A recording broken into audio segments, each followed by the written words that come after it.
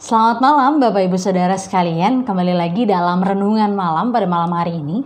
Dan memulai renungan kita pada malam hari ini, mari bersama kita bersatu di dalam doa. Kita berdoa. Bapa yang baik, Bapa yang bertata dalam kerajaan surga, kembali kami datang kepadamu ya Allah. Kami mengucap syukur dan berterima kasih atas kebaikan, atas kemurahan Tuhan dalam kehidupan kami. Dan pada malam hari ini kami hendak membaca, merenungkan akan kebenaran firman-Mu. Berkati, bantu setiap kami agar apa yang boleh kami baca dan renungkan dapat kemudian kami lakukan dalam setiap langkah kehidupan beriman kami. Bersabdalah Tuhan kepada setiap kami karena kami anak-anak-Mu sudah sedia untuk mendengarkannya. Di dalam Kristus Yesus Tuhan yang telah menjadi manusia bagi setiap kami berdoa dan bersyukur. Amin. Ya, Bapak Ibu Saudara sekalian, bacaan Alkitab kita pada malam hari ini diambil dari surat Paulus kepada jemaat di Roma, pasalnya yang pertama, ayatnya yang kelima, yang menyatakan, dengan perantaraannya kami menerima kasih karunia dan jabatan rasul untuk menuntun semua bangsa supaya mereka percaya dan taat kepada namanya. Kamu juga termasuk di antara mereka, kamu yang telah dipanggil menjadi milik Kristus.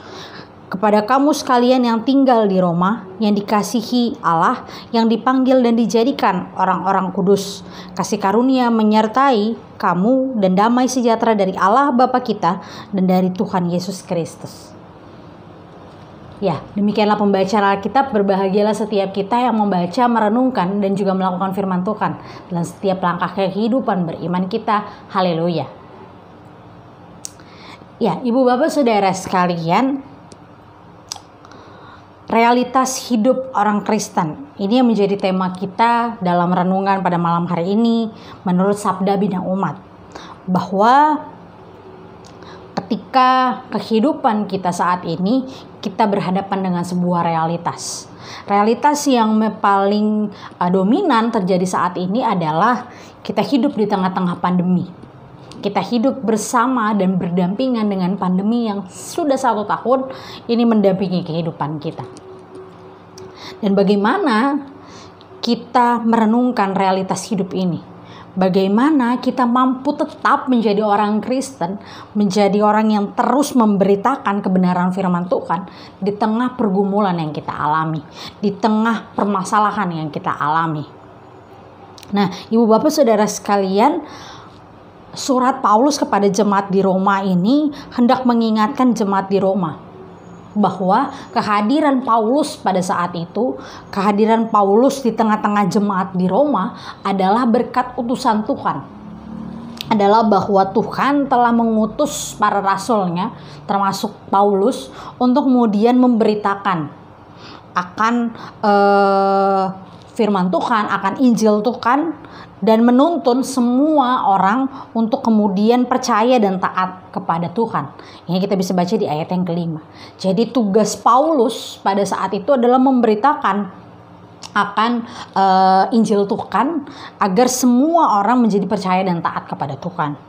Dan ini semua tidak hanya sebagai peranan Paulus semata, tapi para jemaat juga memiliki peranan yang sama.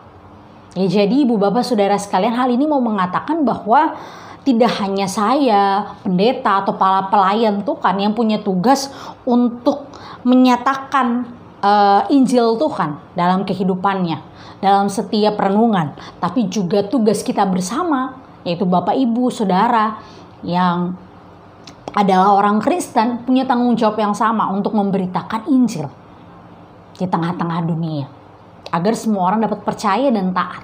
Inilah tugas pengutusan yang kemarin kita renungkan dalam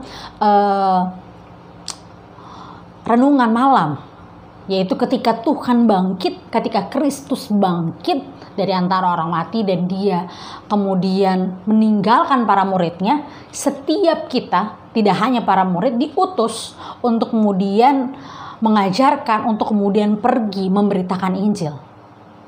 Begitu. Jadi dari hal ini kita juga belajar hal yang sama, bahwa ketika kehadiran kita di dunia ini dengan berbagai realitas yang ada, dengan berbagai keadaan yang ada, kita harus tetap menyatakan peranan Kristus. Kita harus tetap menyatakan kasih Kristus.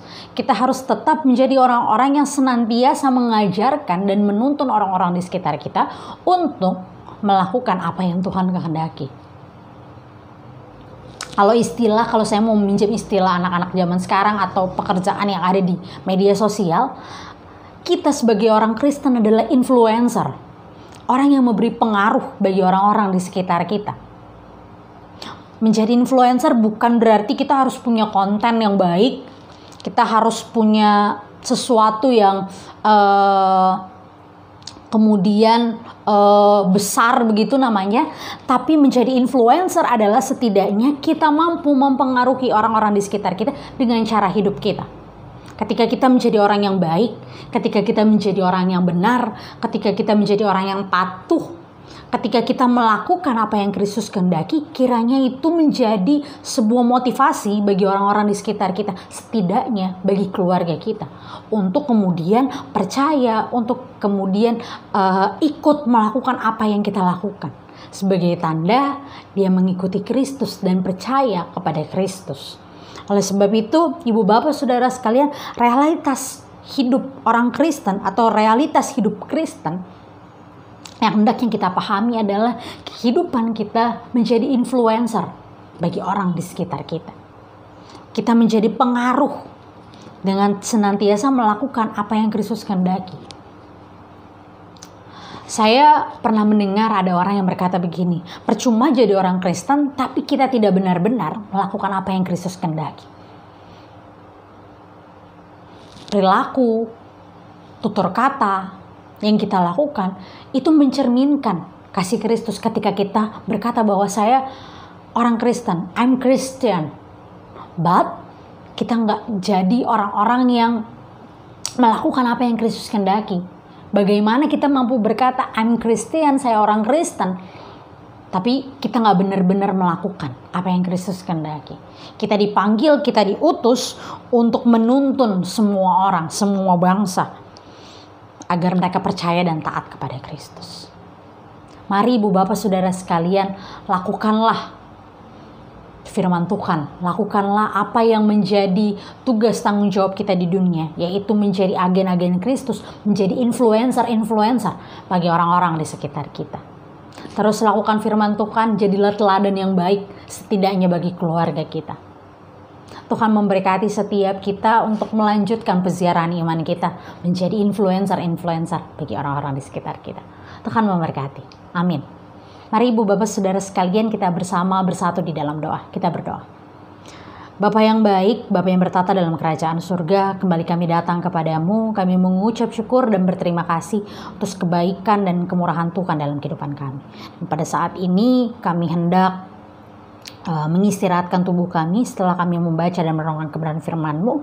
Biarlah apa yang menjadi perenungan kami pada malam hari ini dapat senantiasa kami ingat dan kami dapat mengimani, kami dapat melakukan apa yang Tuhan kehendaki dalam setiap langkah kehidupan beriman kami.